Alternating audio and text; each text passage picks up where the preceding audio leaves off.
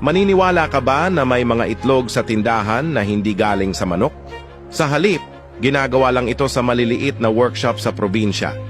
Hindi sila nag-aalaga ng manok, pero kaya nilang gumawa ng pekeng itlog sa loob lang ng ilang minuto. Nakakagulat ang proseso.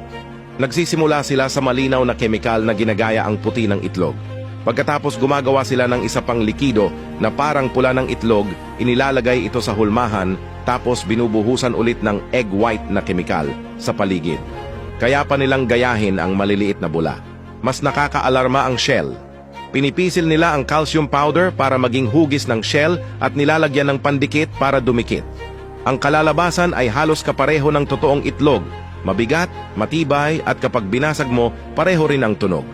Pwede mo pa itong iprito, pakuluan o gawing scrambled.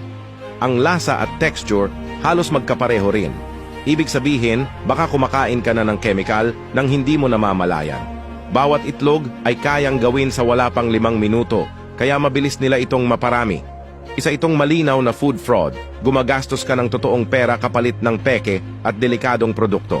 Kung makakita ka ng itlog na sobrang mura, susugal ka bang bilhin ito o mas pipiliin mo ang siguradong ligtas?